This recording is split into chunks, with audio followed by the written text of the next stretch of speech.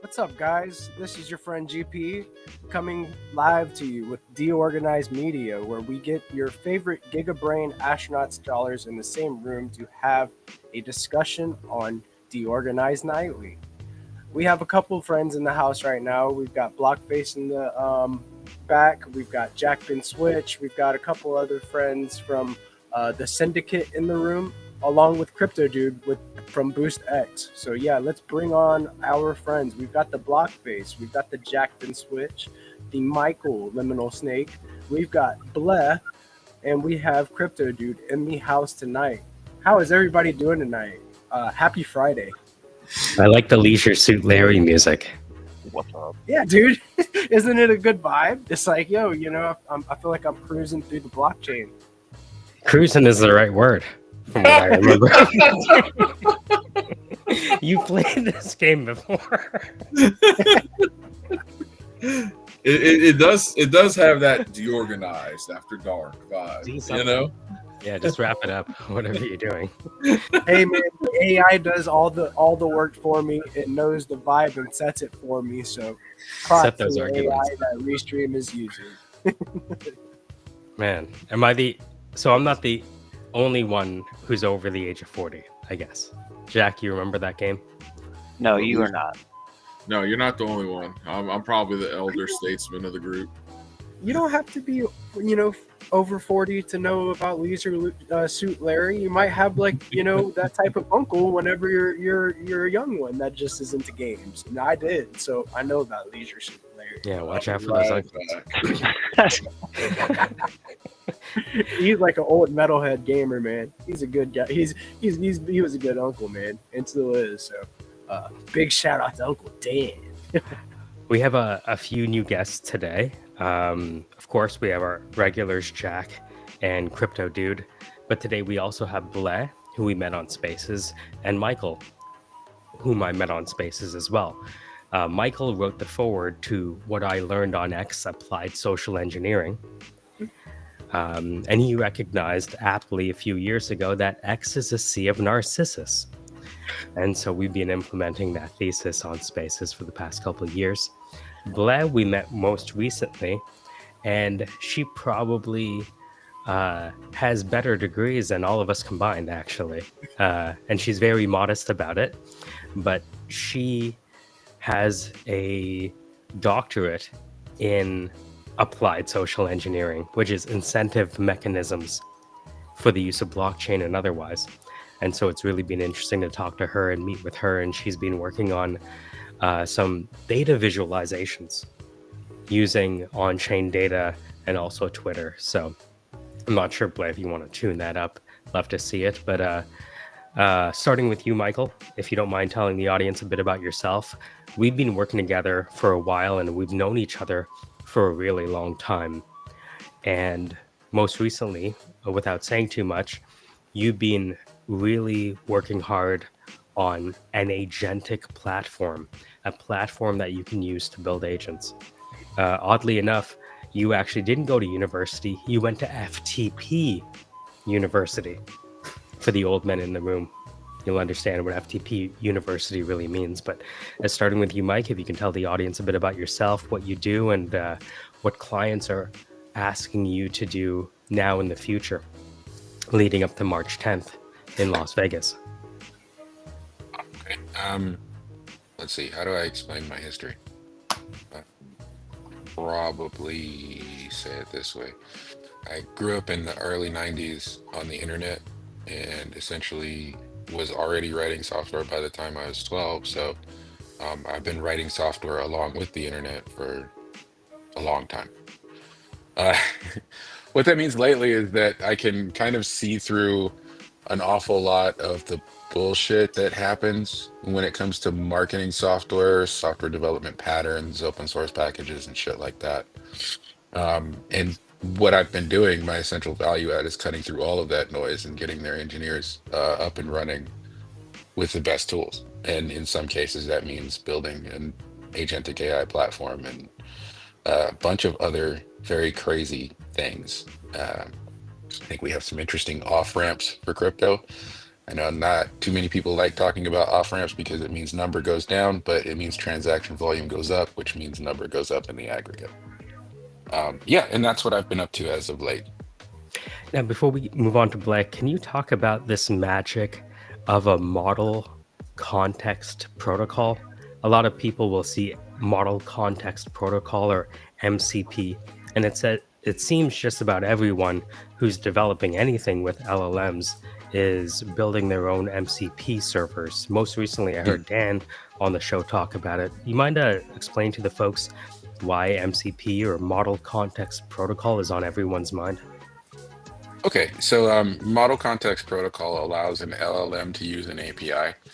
That's a lot of alphabet soup, but essentially, if you were to consider yourself a developer and you had to get some work done with an API, how would you reason through it?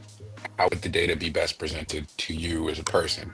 That's completely different from how it would be best presented to an LLM-driven agent.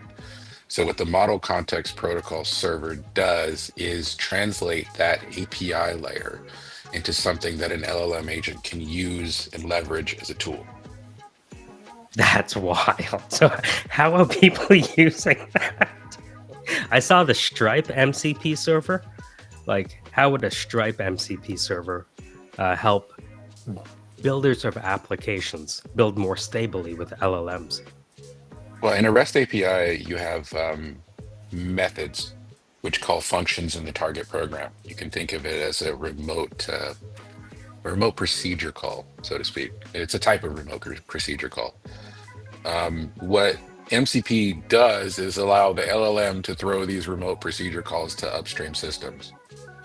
So if I had an LLM or if I had an MCP that understood AWS S3, I could say, hey, agent, go delete the old files that are costing me too much money. And it would be able to sort those things out.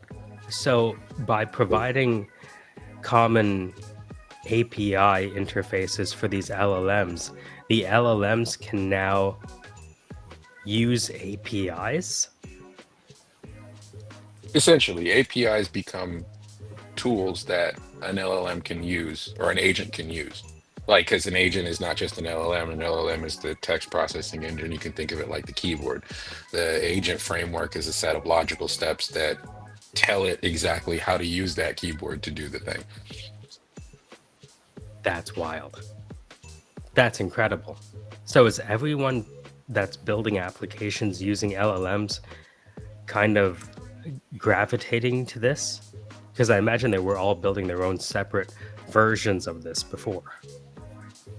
Well, one of the approaches that I had seen taken was to simply add extra context to API documentation, and I think working through that, over at Anthropic, they probably figured that wasn't going to work because it makes it actually more difficult to process for the agent itself. And then what the Model Context Protocol server does is keep that stuff in the conversational domain that the agent is comfortable in. That's completely wild. Oh, thank you for that. Mhm. Blair, I know that's hard to follow. Mike has 100,000 years of talking through this, but you're no slouch in your own right. I'm not sure if you want to talk about your background, but I think it's really impressive, even though you kind of shy away from it. And if you want to talk about some of the work you've done with the protocols on incentive design, and even recently with the data visualizations you're doing with Observable for data on the blockchain.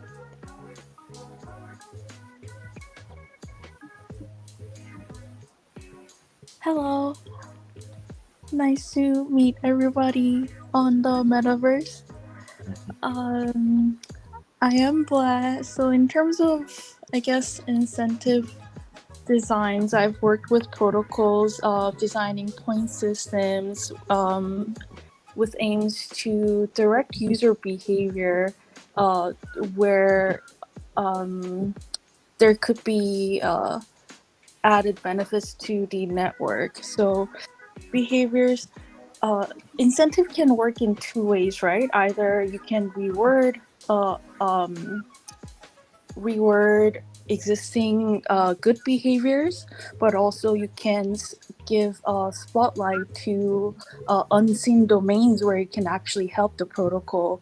So we want to kind of look at what kind of actions are available and what could be helpful for the protocol and what could also benefit the users. So in terms of, I guess, incentives, there can be financial incentives and non-financial incentives, but both are types of incentives, right? So for example, like community was a very big incentive for me to be involved in blockchain. And these learning experiences are also non-financial at the time, but can be realized in the future. So I guess I'm blabbing now, but No, that's perfect. Oh, I want to ask you a question. I heard from this is like first year psychology, that if you apply an extrinsic reward for an activity that should be intrinsically motivated, that long term, the intrinsic motivation will go down if you keep using an extrinsic reward to induce that behavior. Is that still correct in crypto land, or is that changing? I think in terms of evidence, I have to follow up on that research because it is definitely a theory, and the experimental methods and the availability of research continues to develop as we Right. discover new stuff in any science. Right. I guess we're going But from individual psychology to like groupthink psychology with rewards attached at all time because it's financial system. It's fascinating. well, I'm not an academic. No one will argue that, but I mean, these kind of dynamics that we have in place here in blockchain and communities, where you have this financial infrastructure that also acts as its own subculture. I think it probably deserves its whole own study, right? Like, I think it's probably just an entirely That's new what Blaze doing her PhD on. Yeah, she Yeah. just submitted. Yeah, That's huge. That's huge. Yeah, just being able to like, I want to be able to see uh, the the paper that she wrote. I wanna have like your Cindy or some sort of AI like dumb it down for me so I can understand like her takes and understand that. That's cool to know, Blair. How long have you been working on that?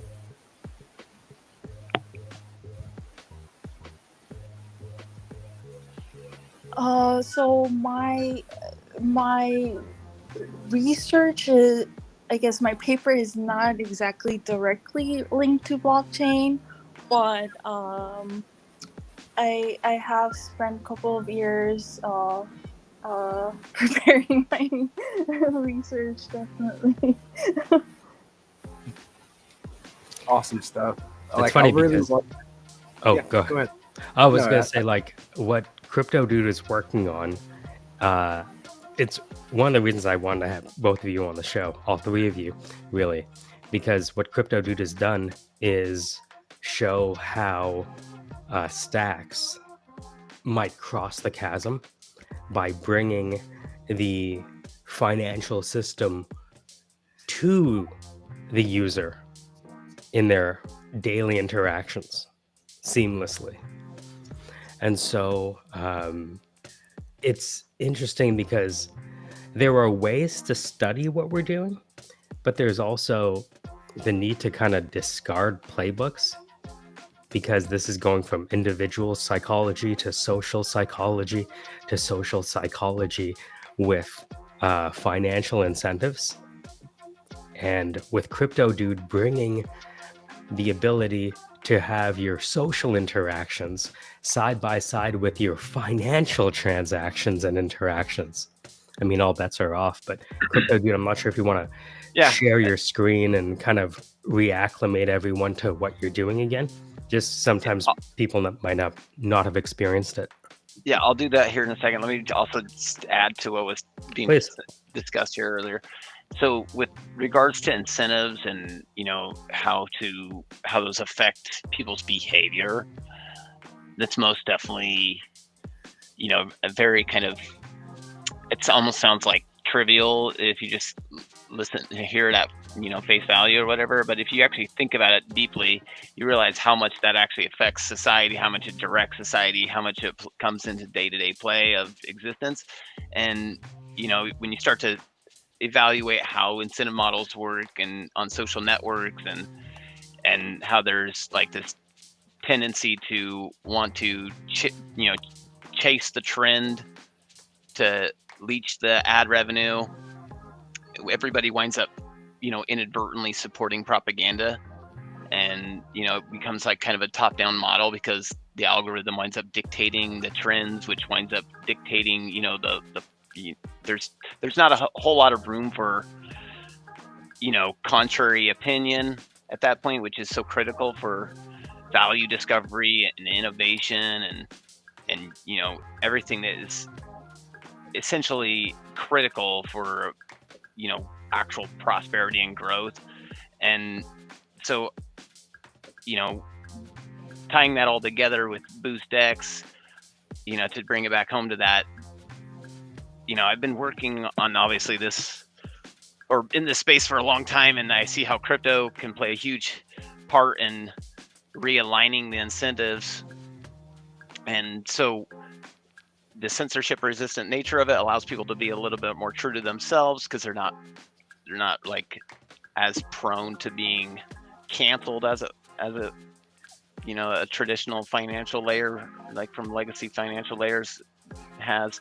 So people can be a little bit more free, and then, you know, that can lead to more open communications, which is, you know, great for everybody. And then, so really what it boils down to is how do we support those honest actors? How do we reinforce the positive behavior? How do we incentivize positive behavior rather than incentivize chasing the ambulance, because like everybody does on the legacy web, you know, 2.0 infrastructure that's all about ad rev split. And so if we can just take a step back and realize it's about how we focus our attention, who we actually actively support, that's where the power lies, then we can leverage tools that amplify that power to build momentum in supporting the projects that actually have merit, you know, rather than having a top-down approach. We can have a bottom-up approach and, you know, focus our efforts with individual consent respected, with cryptographic signatures verifying all transactions. You know, basically we can leverage all the technology. It's all here. We can do it. We can build the the change basically. So, you know, that's what I've been trying to do with BoostX and, you know, all the different projects I've been working on. And so with regard to like incentivizing content creators, obviously BoostX has got a transfer functionality.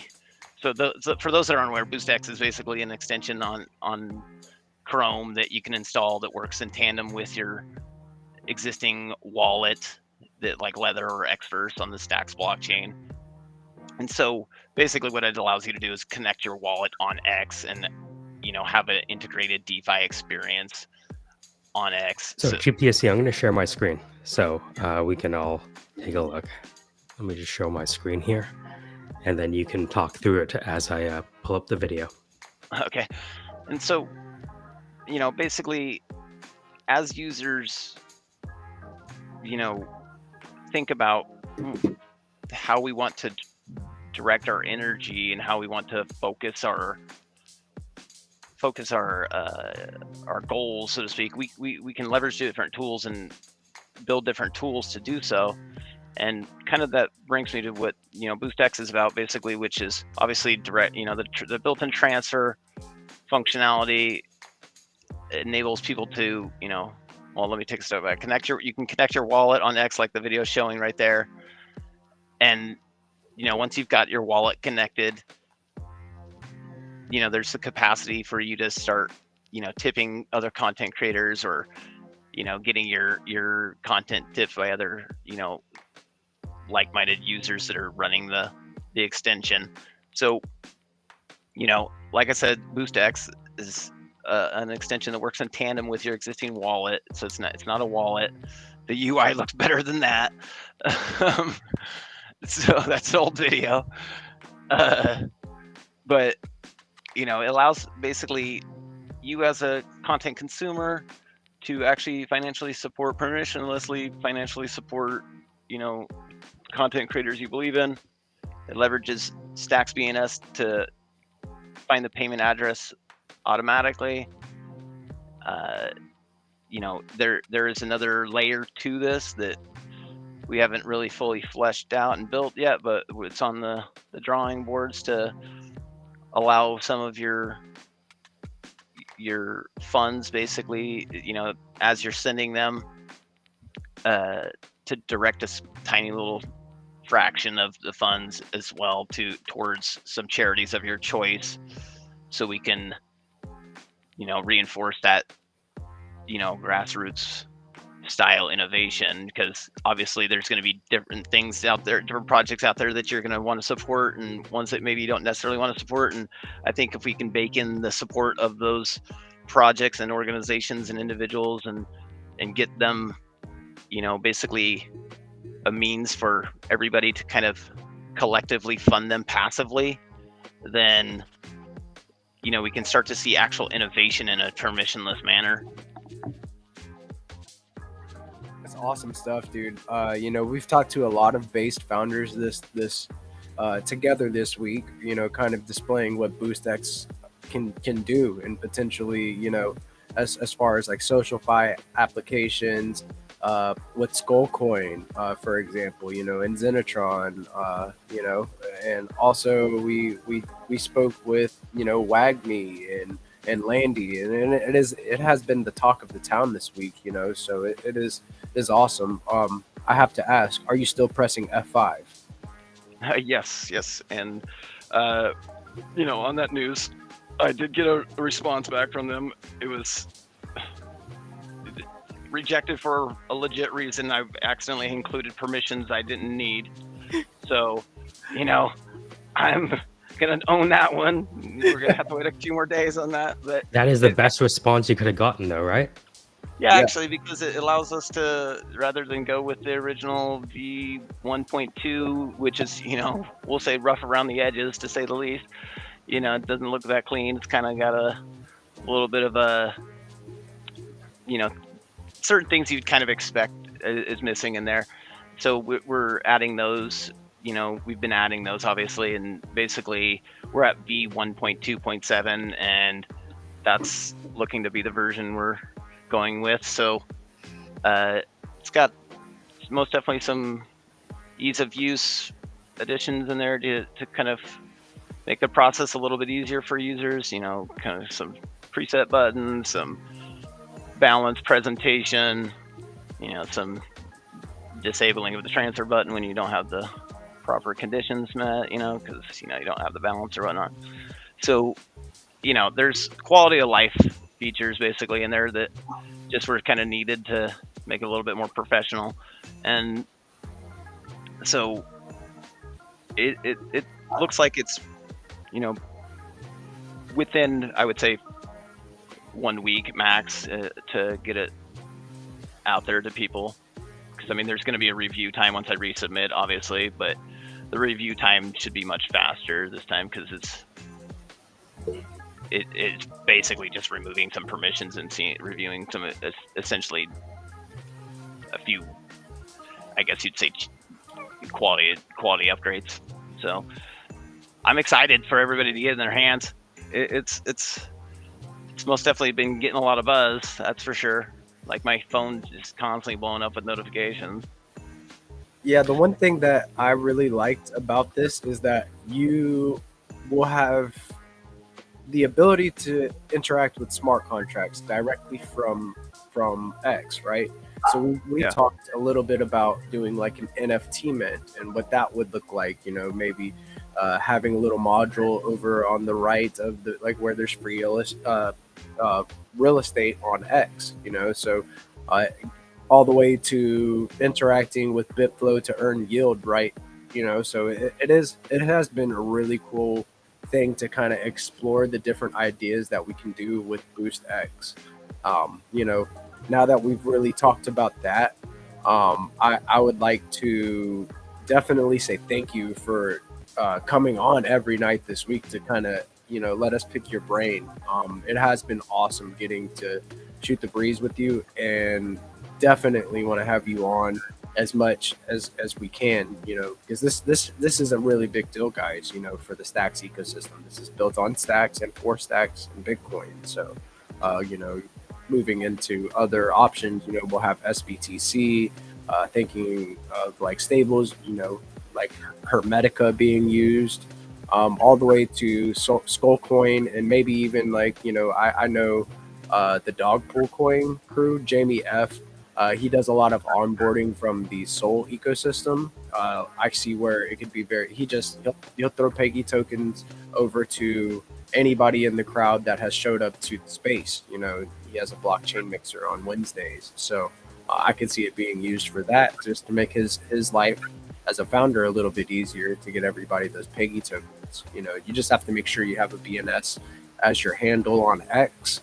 And fun thing about that is that Velar is running this awesome return to BTC program, to where you can go register a BNS name and then get reimbursed for the funds that it takes to register. It's like $2, but to say the least, it makes it easy for anybody to get in there and get a BNS. Along with the Velar Creator Program. So big shout out to our friends from Velar. Yeah, dude, big epic stuff coming, especially the SocialFi part. We're going to talk about the Bybit hack soon. I have my share screen ready for that. Yeah. But because Michael Snake, I call him here, is an open source developer, and Crypto Dude has created this interface where people on various websites, no matter which website they're on, can interact socially. So what I was thinking, Snake, Mike, is what would happen if there was a digital currency button attached to GitHub profiles? Do you think that would help the open source community? Hurt it?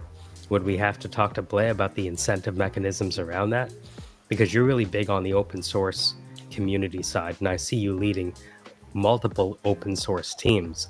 And one of the things that we haven't figured out, even with all of the Milton Friedmans in the world, is how might we value public goods and the public people who create those goods. Well, GitHub sponsorships have been around for a while, so that's to some degree already a thing.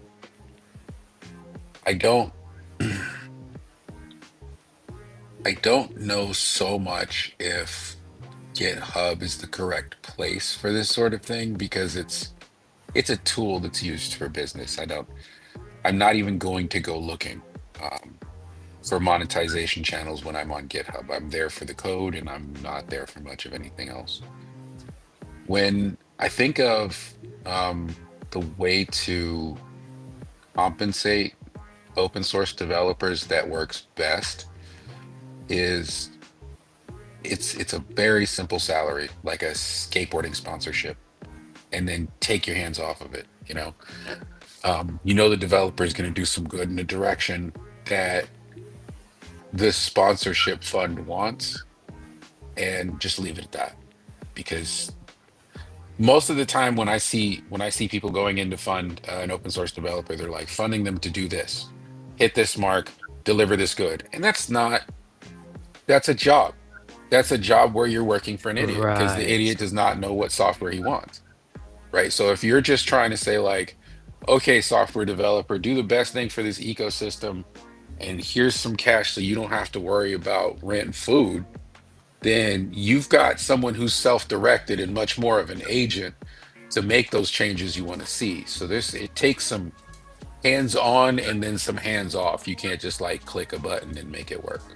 So you're saying the current paradigm of funding this open source activity is turning people into the worst type of open source contributor, which is someone working within the trammel lines dictated by someone else. And really what's needed is the ability to solve just the first few rows of Maslow while someone builds the next Amazon. Essentially, yeah. And what I would say is this way, is that what I see in the cryptocurrency community is a smaller time, less accountable version of what happens in corporate open source. Corporate open source, that guy has a job. Like he's employed by the company. And he's saying represent the company interests in this code base. And that shit works out really well. But when a coin does it or a crypto dev group does it, it's like, okay, sit in this code base and make sure number go up. That's not his control surface. He doesn't have a control surface for number go Right. up. He has a control surface for software get good. And there's a secondary strategy element for translating software get good to number go up. But that is a piece that is unexplored. I haven't seen anyone actually accomplish what is possible with open source shitcoins at all. And it's just a matter of community, and nobody's discovered it yet.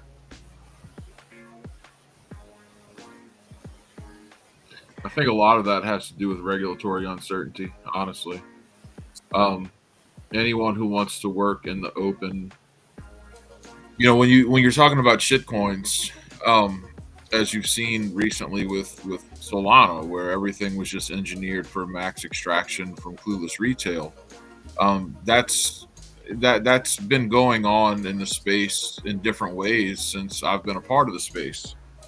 But very few people who just do something that would be considered a meme coin or a shit coin or what have you, have any bigger vision in mind in general, or even a team.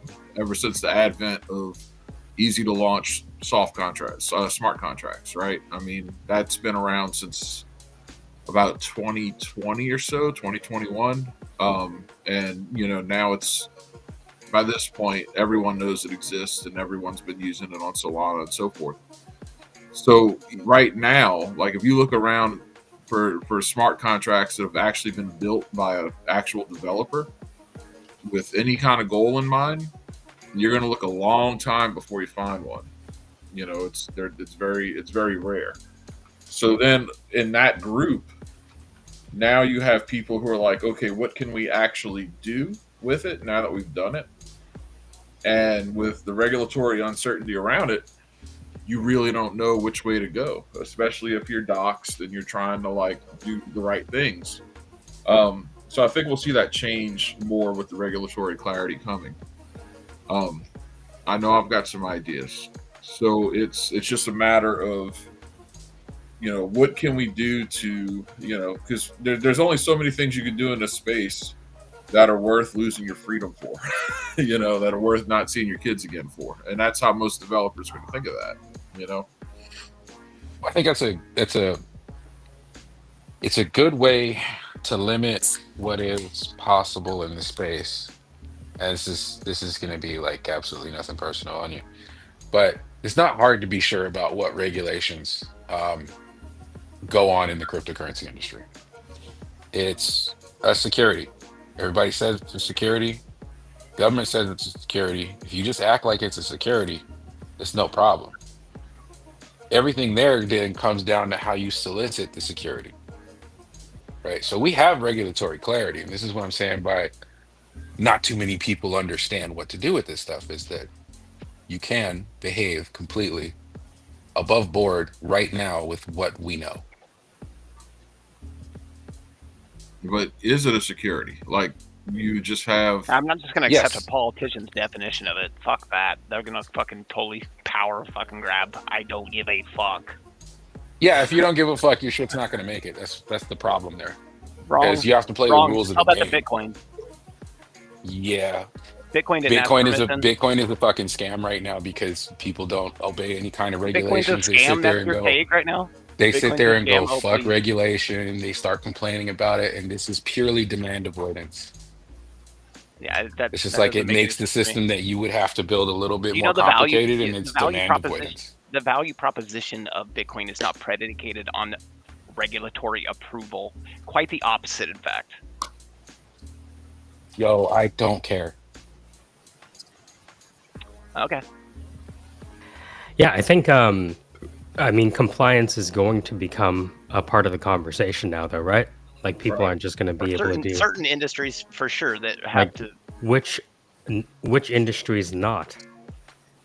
Would you say? No, I at this would say point, if all you're of them by not talking default. about, at this point, if you're not talking about compliance, if you're not talking about the transparency and auditability that comes through with that, I'm not fucking with your project. Yeah. Because that shit feels like a scam. That's So you nothing think, personal. You think regulators what are the- protecting us from That's what the scams, purpose though? of regulation is for. But you think they do that? That's the whole purpose. That of it doesn't blockchain, matter is if to I think they regulate the do that, and it regulator. doesn't matter if you think they do that. Well, By the the purpose of fact that blockchains you and smart say contracts I is to don't regulate like the regulator. regulation, fuck To render them regulation, I'm obsolete. already out Render of them your obsolete. project. Cool. Like, if you're down for embedding the state in every corner of our lives, fuck that. Yeah, I just Okay, saw, stop. I I saw mean, like, what is what? Why are you being? Why the adversarial nature of it? You're not the I'm government. not the I'm one. not the I'm not the one government. trying to put my hand in other people's pockets through regulatory interference. I saw another thing earlier about Europe. They now have access to your Apple data. You know, so it's one of those things. Like, I don't want the state to control We everything. already seen what they did to Canada when people were trying to resist the clot shot. They shut their asses down. They debanked them. We don't want that type of mentality coming to Bitcoin, and we don't want it coming. We don't. Where did you think that came from? You Came can't from the stop it though. regulators. Oh, sure you You can. can't actually Math don't stop it. give a fuck.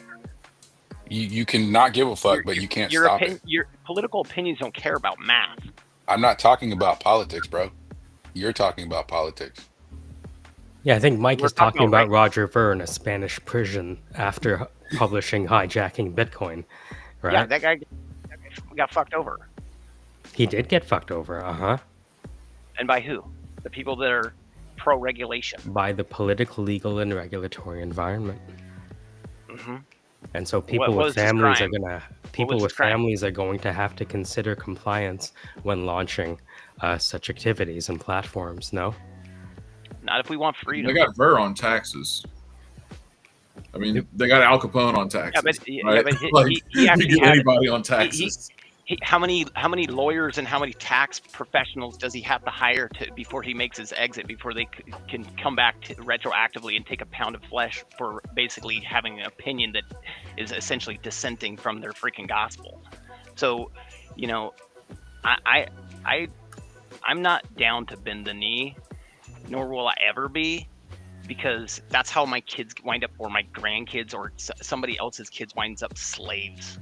So, you know, if This is the core crux of the battle, the philosophical one, where people need to align their behavior and business operations with things that they believe in, not what's convenient.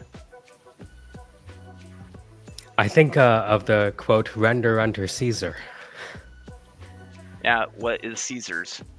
Which basically means, own your debts, but don't get, you could read that both ways if you think about it. It's like pay what's due, but don't pay what's not. I like it.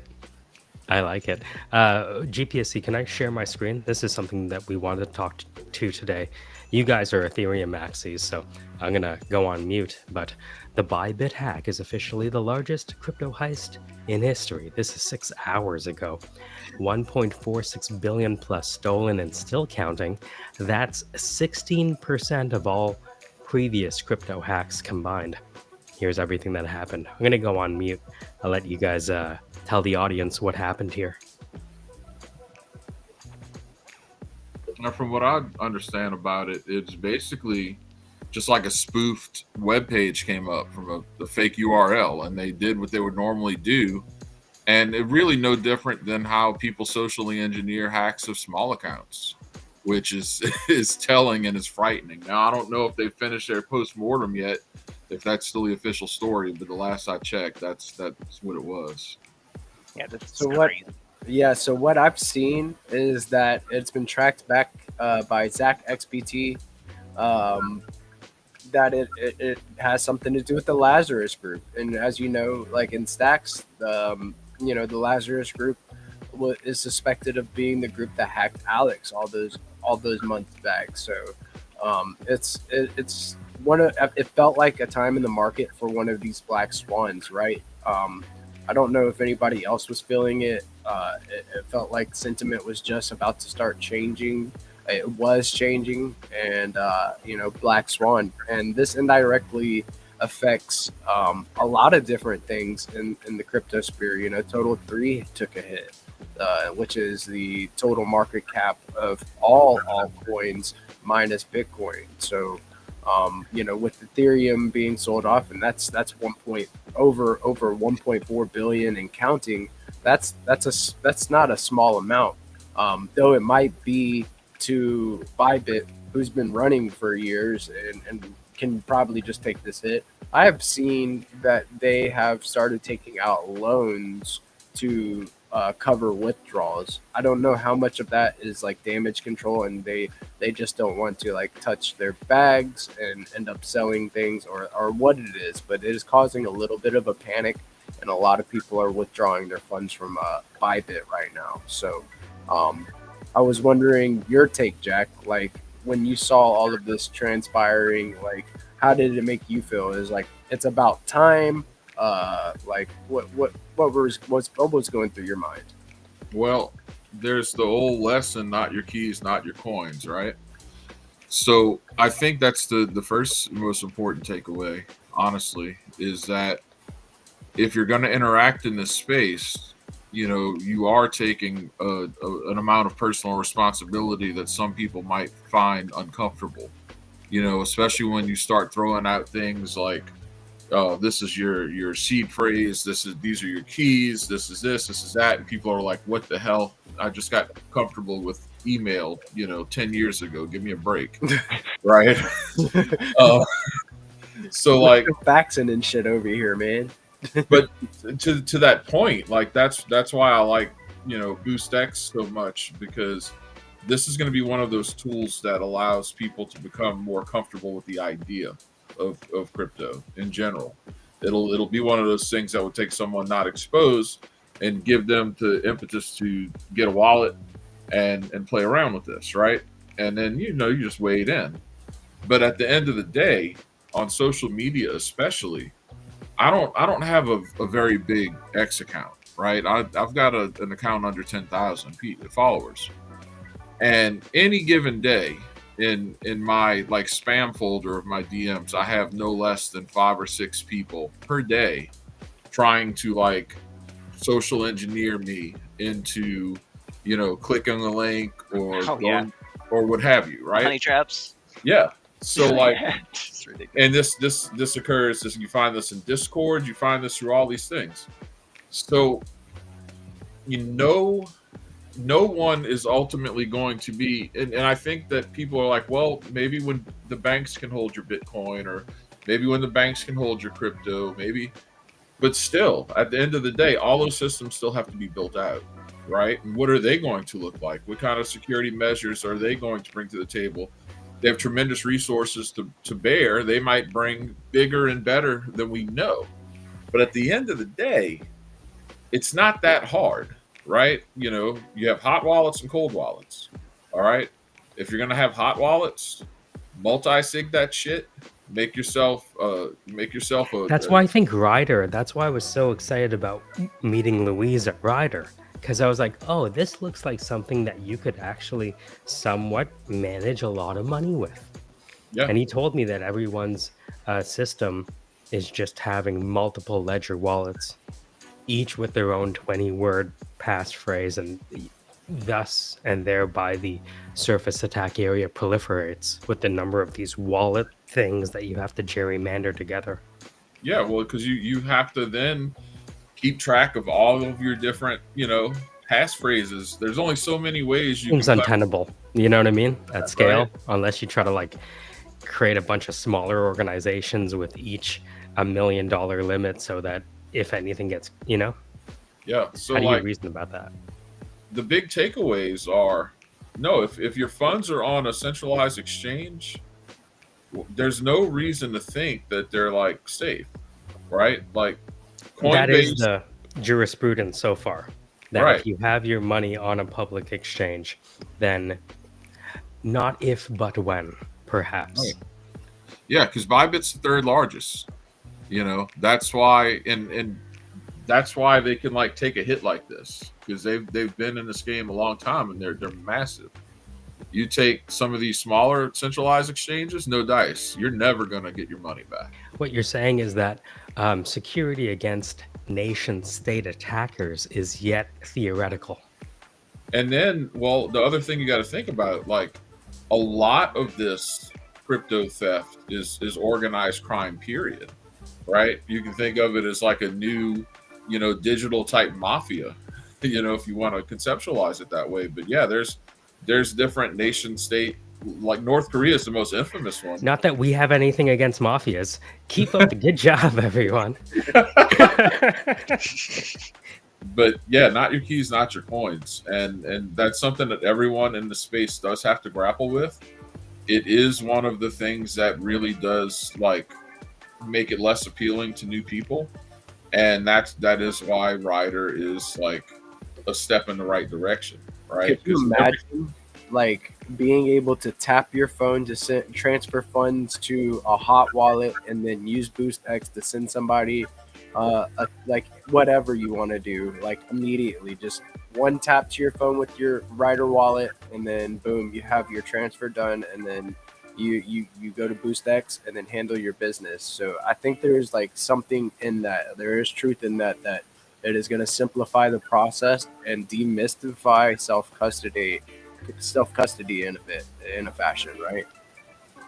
Oh, 100%. So it's cool. And the things like that, the thing like BoostX, these are tools that will help people demystify crypto in general. And that's ultimately a good thing. And so yeah, that's about where I'm at on that. But yeah, it looks no different than how people get hacked all the time. Oh, this looks like Coinbase, but it's not. Now I just lost my stuff, for example, right? Not that I know if that ever happened in Coinbase. We were just talking about Coinbase. Well, one thing that resonates whenever you bring up Coinbase is something that I saw something a while back as well, is that they were like censoring people a little bit. If they had an ENS that they didn't like, they were, pretty much. I want as less people, like least amount of people that have say so in how I move, and that's best in to my beliefs. That's what I want, to be able to take care of my own stuff. Another thing that resonated with me that Mike said was, they didn't even see this type of thing coming. I don't know if somebody got lax or if it was like a 0-day attack and Lazarus was just waiting, right? So it's one of those things. Seeing these types of actions being taken, like, are we safe? So I wanted to go around the room and ask everybody: is self custody getting to a point to where, in your opinion, it is safe to start pushing to get onboard people to self custody? Well, and that's the whole thing. Like, and this speaks to what Michael was talking about earlier with regulation and so forth. Okay, so under the last administration, you had a very hostile attitude towards crypto, and it was like, okay, are they even going to is self custody even going to be allowed? Are people going to actually be allowed to own these things, right? So that speaks to Crypto Dude's point, which is like, no, fuck you. Like, Bitcoin makes it to where I don't have to worry about what you say. It's all up here, right? You can kiss my ass, right? Yeah, so we're going to see the what that looks like now under what's officially the most crypto friendly administration we've had so far. What does that look like? And again, to Michael's point, what that looks like is now's the time where you're actually going to start see a lot of innovation and a lot of things that people had wanted to do, but didn't really know whether or not they were going to be attacked. Because even Coinbase itself, which is the largest crypto company with the name recognition just only behind Bitcoin, they were sued by the SEC. Right? Like, no, there was no way of knowing what you could do or couldn't do. And that's just one example. You can go through many of like, hey, we were following the law the best we understood it, but the SEC is just like not really worried about anything. They're just picking and choosing what targets they go after. So now that seems to not be the case, this is when we actually see what Michael was talking about with like, okay, what does this look like now? You need this. You need transparency. You need this to be able to do this. Great. But we can't get any more transparent than using a freaking blockchain. I mean, if we have some declarations of addresses that people are using, then we can hold institutions a lot more accountable on how they're spending their funding, because we can track and trace that. So I mean, it seems that the regulatory side of the argument always comes down to, we want to regulate, and by regulate we mean us in control, and actually not giving you any sense of accountability. It's we in the crypto space have created this infrastructure from the ground up without permission, and the thing that's going to create the accountability is the literal chains.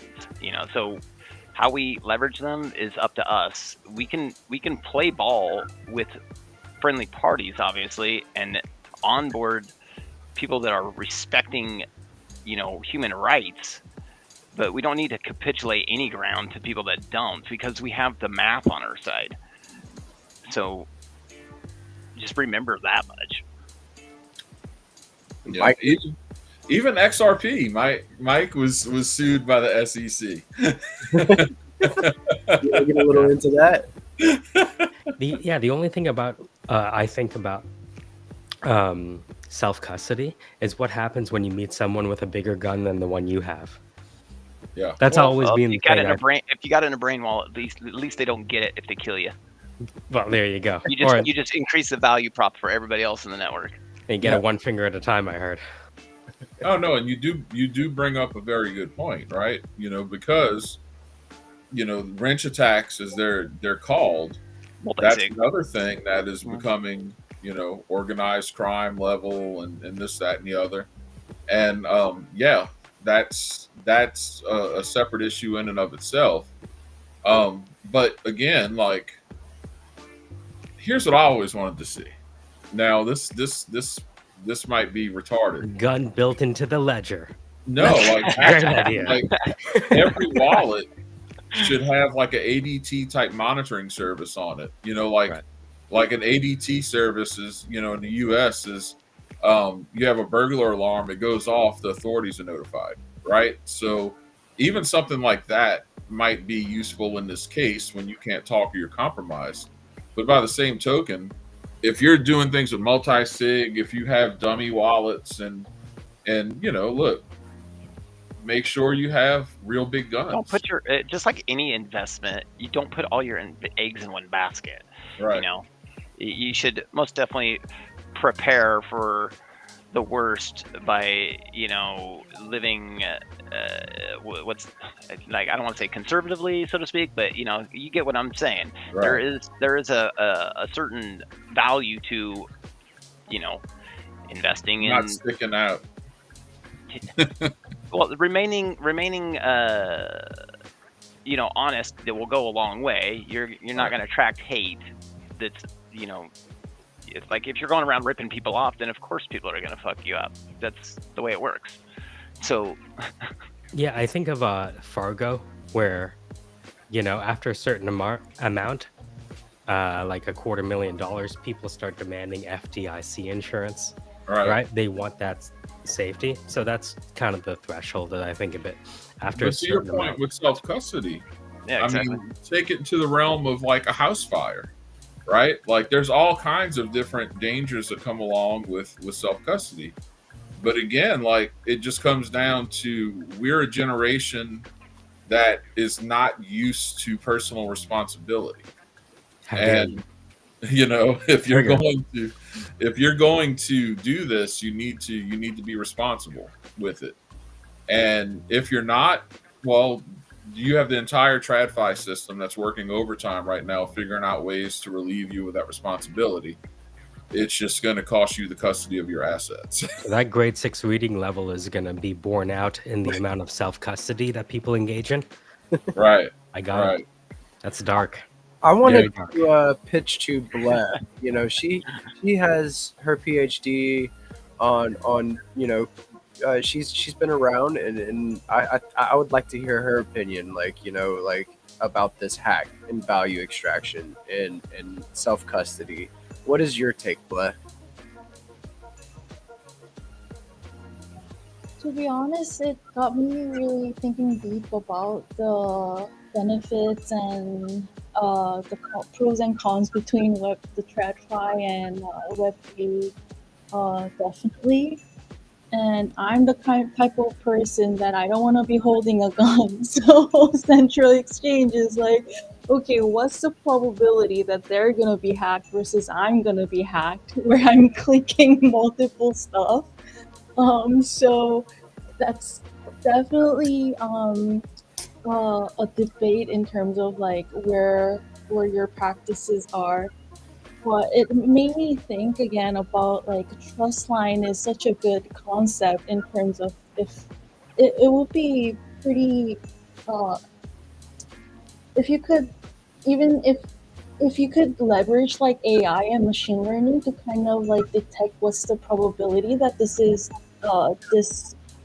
sign or transaction is out of your normal behavior, and that sort of those kind of wrappers could really help normies or less security oriented people to be active in the space. It's really it's such an irony. Bitcoin is the most secure, but and people are the most insecure. yeah. What a great way to end the show. Well, you got to separate your concerns as much as possible. So don't don't just keep dumping everything into one cold storage. Have multiple cold storages, so that way if one, and try and generate your keys behind air-gapped machines. Like if you want to actually take your security seriously, there's information you can get that'll walk you through some steps that'll mitigate a lot of risk. Obviously the wrench attack is ultimately, in my opinion, probably the most, it's the oldest brute force attack there is. So, if you have lots of funds, multi-sig, is probably a good idea for you. So that way you're not a single point of attack, and, you have a little bit of risk aversion there. I saw something that Jack shared with me way back in the day. It was like a wallet. It was like a dummy wallet that was being developed. So if you were in a wrench attack and you do not want to get hit over the head with the wrench, you just hand over the dummy wallet and then let them have it. So it might have you just fund it with just like a little bit of BTC, so they don't it's like, okay, hey, they don't come after you again. But it's one of those things, right? Like how do you avoid a wrench attack whenever somebody's like right Well, your there? life is always more valuable than money. So, if it comes down to money versus life, just give the money up. I mean, Jesus, that's don't be a retard. So I did want to pitch to Liminal one more time, Michael.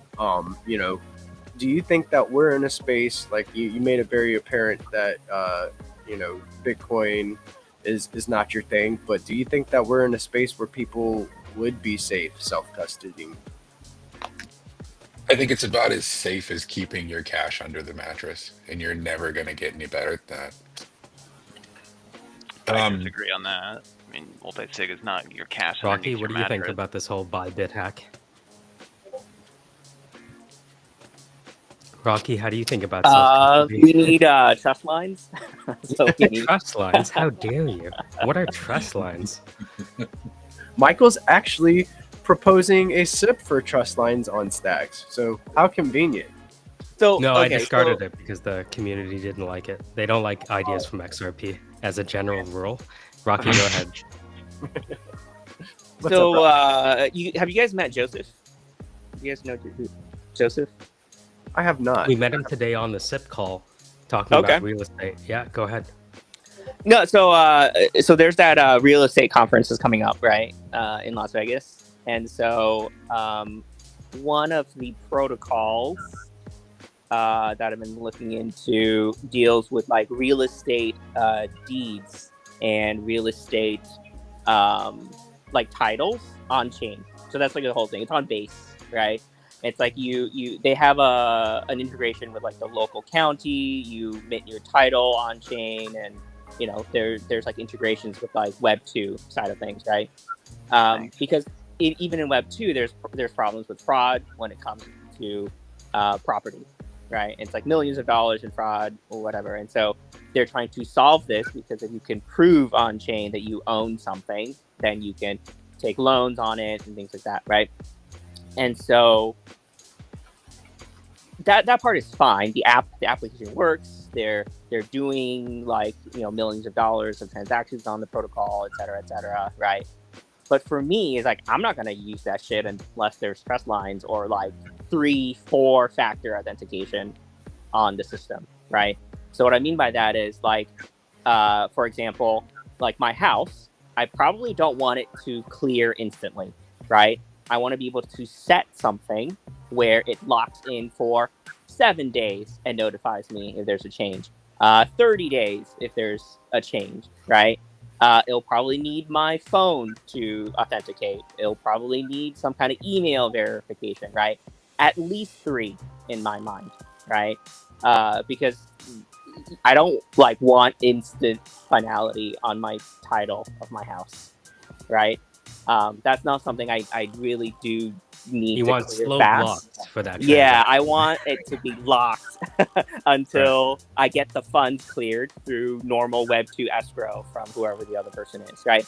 And I think like that system lets you close escrow faster because it's on chain, and that's great, right?